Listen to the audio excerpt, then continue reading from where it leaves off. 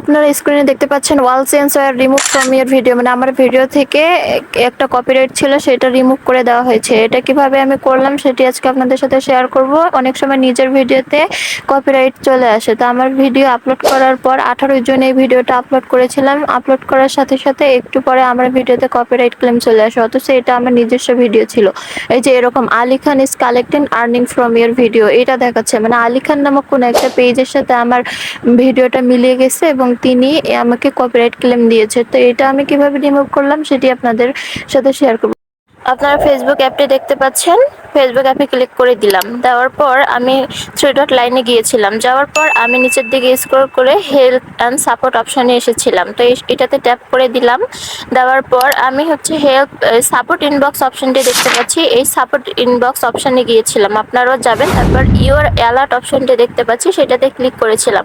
তারপর আপনার যতগুলো ভিডিওতে কপিরাইট আসবে সবগুলো এখানে জমা হবে। তো আমার যে ভিডিওটাতে কপিরাইট এসেছিল সেই ভিডিওটা আমি ট্যাপ করেছিলাম। ট্যাপ করার পর এখানে অনেক কয়টা অপশন দেখিয়েছিল, একটা রিমুভ করতে বলেছিল, আরেকটা চ্যালেঞ্জ অ্যাকসেপ্ট করতে বলেছিল, আরেকটা বলেছিল ডিসপুট করতে। তো আমি ডিসপুট করেছিলাম যেহেতু আমার নিজস্ব ভিডিও ছিল। আপনার যদি নিজের তৈরি করা অথেন্টিক ভিডিও হয় আর সেই ভিডিওতে কপিরাইট ক্লেম চলে আসে, অবশ্যই আপনি ডিসপুট অপশানে ট্যাপ করে ডিসপুট করবেন।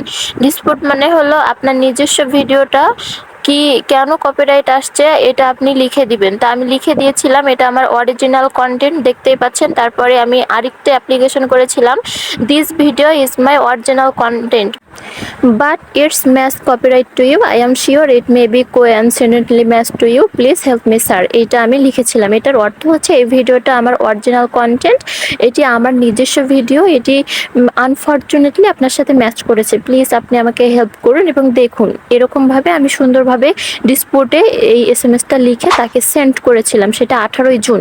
তো 18 জুন সেন্ড করার পর আমাকে সময় দিয়েছিল 7 দিন ফেসবুক থেকে, যে 7 দিন পর এটার রিভিউ আসবে আমার কাছে।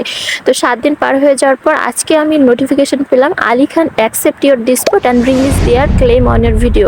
আলী খান পেজ থেকে আমার ডিসপুটটা অ্যাকসেপ্ট করেছে এবং রিলিজ করেছে ক্লেমটা, তিনি রিলিজ করছে আমার ভিডিওতে। তখন আমার ভিডিওর উপরে দেখাচ্ছে wall change war remove from your video, মানে তিনি যে ক্লেমটা দিয়েছিলেন সেটা চেঞ্জ করে দিয়েছে আমার ভিডিও থেকে। অতএব আমার ভিডিওর উপর থেকে কপিরাইট ক্লেমটা উঠে গেল, আমাকে ভিডিওটা আমার পেজ থেকে কোনোভাবে ডিলিট করতে হলো না, আমার ভিডিও আমার নিজস্ব থেকে গেল।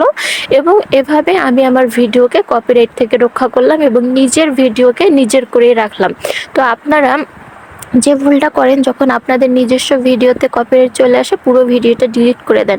এখানে কিন্তু অপশন দিয়ে রাখছে ফেসবুক, আপনি ডিলিট করতে পারেন। হ্যাঁ, আপনি অবশ্যই ডিলিট করতে পারেন যদি আপনি অন্যের কন্টেন্ট আপলোড দেন, তাহলে আপনার যদি নিজস্ব কন্টেন্ট হয় তবুও ফেসবুক একটা সমাধান দিয়ে রাখছে, সেটা হচ্ছে আপনি ডিসপুট করতে পারবেন, ফেসবুকের কাছে আবেদন লিখতে পারবেন যে এটা আপনার নিজস্ব ভিডিও, এটা কোনোভাবে ম্যাচ হয়ে গেছে বা কোনো সমস্যার কারণে এটা এরকম দেখাচ্ছে, আপনি প্লিজ চেঞ্জ করে দেন বা এইটা ক্লেমটা তুলে নেন। তখন ফেসবুক বা যে পেজ থেকে ক্লেম দিবে তারা আপনার ভিডিওটা নিয়ে স্টাডি করবে, ভালোভাবে দেখবে।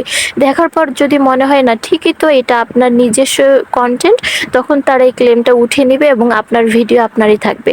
ঠিক সেরকম আজকে আমার সাথে হয়েছে, আমি খুব হ্যাপি এবং আমার ভিডিও থেকে ক্লেমটা উঠে নেওয়া হয়েছে এবং আমার ভিডিও আমারই থেকে গেছে। আপনারা এভাবে করবেন। আর ভিডিওটির সাথে থাকার জন্য অসংখ্য ধন্যবাদ।